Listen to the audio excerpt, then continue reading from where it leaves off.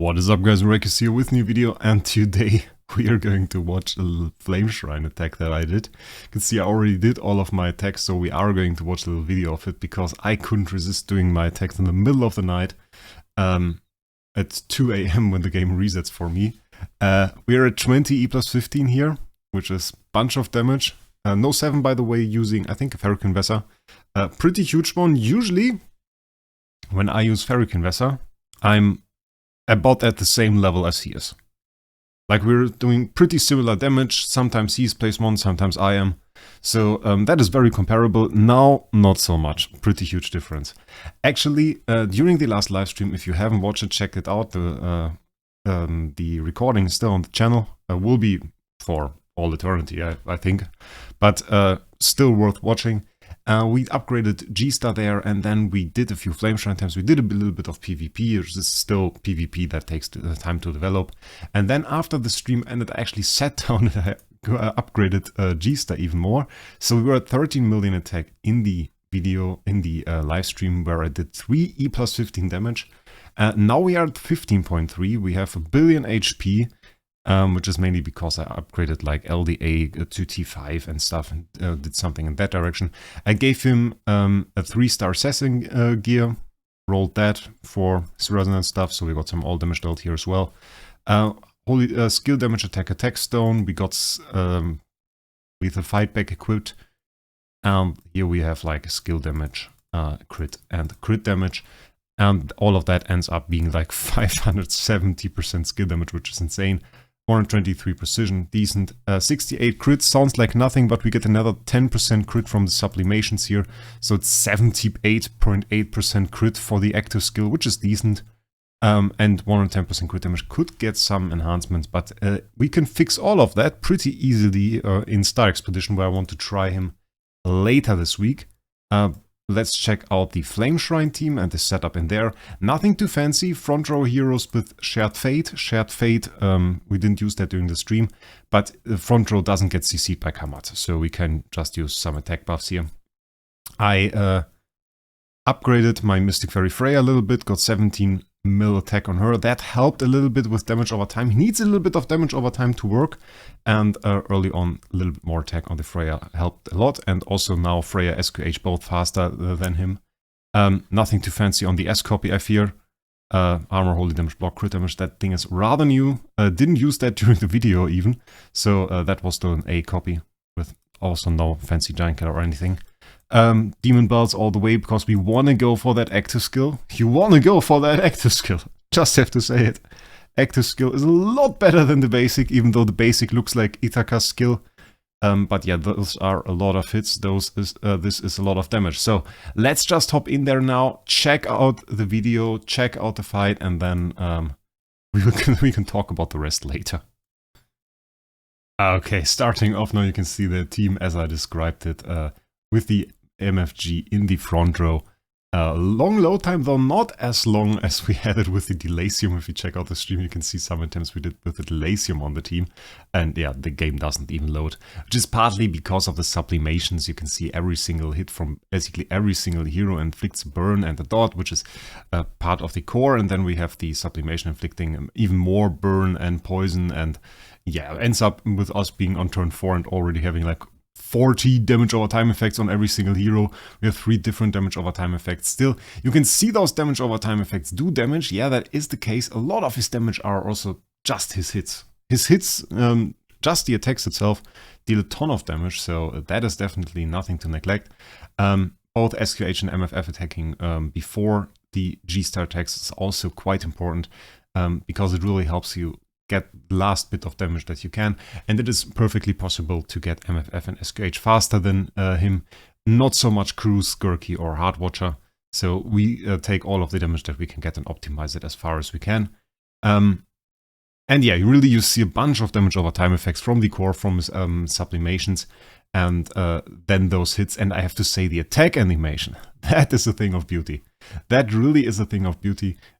Somehow very satisfying to watch those later attacks, where he's just slaying with his swords and throwing those, I don't even know how to describe it, just slaying those enemies with his sword, and doing that a bunch of times, and yeah, that's just fancy and looking rather cool. I wonder what his skin is going to be. I guess we are going to see one during anniversary, and yeah, I'm pretty hyped to see that as well. So now coming up, last round here of the fight, Phoenix buff on the Geester, quite nice. There is a little bit RNG, of course, to it. And then numbers coming up in a second here, 4 E+15, quite fancy. And all of the damage basically done by the Geester.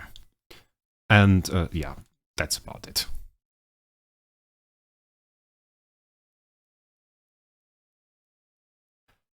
Okay, back in the game now, you can see the wonderful damage, and he also heals himself by a ton, which Ithaka used to do as well. That's why he already is like called Transcendence Ithaka.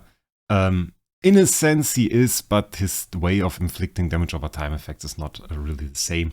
The thing that made Ithaka really special was that he or she has this passive skill, and Ithaka releases skills on normal attack, poison the target, dealing damage by 50% of damage dealt. That's why some people compare it a little bit to Geester's basic skill, because that itself is also poisons the target, dealing 15% of damage dealt. So that's a little bit similar. The thing is though, the basic is for sure a nice thing, and I mean, could do some decent damage. Well, it's 1200% of attack damage. If you really wanted to, you could use like an Ithaka even and get like the same or better results. Ithaka with V4 actually, I think, converts 60% of damage, so that's interesting. But you really don't want to go for the basic. You want to go for the active skill, and that active skill just hits very often. You could see that. It's 1200% of attack damage against the two enemies with the lowest HP. We get a burn, we get a poison. For every layer of resolve that we get, and we get one for every active that we do for 6 rounds, so it's up to 5 layers, we get another 960% of attack damage. It says to 1 random enemy, but we can see with Noble Sublimation to 2 random enemies, so that's why we hit 2, and then it's 5 times 2 hits again on top of the 1200%, on top of the 600%. And then we also have the damage over time effects that we inflict, not only the 600% twice, once as burn, once as poison, but also with every layer of resolve, another 400% burn and another 400% poison for 3 rounds. 3 rounds, actually quite the long burn. And as I said, 5 layers, so it's like another 2000% burn, another 2000% poison. Plus that being single attack, so we on top of that we get the skill damage. As I said, like 570% skill damage on top of that makes it 970%. Some madness. It is madness. It is a lot of damage, and it's a lot of damage over time, and you really want those sublimations though. Like you want your resolve to hit 2 enemies because that just doubles resolve's damage. You want the damage over time effects because that is just a ton of damage. That is just a ton of damage. That's like 4000% attack damage plus skill damage on every single active skill. That's actually insane. Then we have a little bit of restoration with Mutation Awakening stat, which we get after turn 3, usually. If we did an active on turn 1, which we really want to do, by the way. And then 15% active, 15% attack, 15% speed, and as I said, extra layer of resolve is also a thing, so we can get even more hits after turn 3. That with the 6 layers is only the case till turn 3. Afterwards, it's 2 layers of resolve, so we can get like, I think it's 11 hits in. Yeah, and after that point, I mean, like, that's just insane. 11 layers of resolve, it would be absolute madness. And then something like 1200% of attack. Yeah, you can understand that this isn't that as impressive as one might think. Yeah, and then we also have the active skill, basic skill, doing some stuff. Some people have asked me already, Wraec, is this the new SE damage dealer? And of course, you can't answer that right now. Answering that right now, it would just be wrong, because I can't just say, yeah, he will be. We have to test that. We have to see how things work out in the Coast team with the Coast attack buff and the situation we are in there with the energy drain and some attack buffs. It's an entirely different environment than Flameshrine. One thing that is, of course, a little problematic is right now, as I said, we are dealing damage to 2 enemies. It will only be 1 afterwards. But there is like another thing. is Self-as Resolve. Each layer will deal damage to 2 random enemies. 2 random enemies, and we have to see if that can't mean twice the same. 2 random enemies can either mean, well, if there aren't 2, then you only hit 1, or it can mean if there's only 1, you hit them twice. Depends on the way this is coded, so we have to see how that works out. If that is the case, if he really hits the same enemy twice with Resolve, easily insane. Honestly, he will easily be the best damage dealer. In the most game modes that I've seen, especially in Flameshrine, even with his 15 million attack, he has performed better than my 23 million attack Ferrugin Vesa. That says a lot. That says a lot, and this is like indicating that he might indeed be the future best SE damage dealer. But we will see that in like 2 days when SE opens.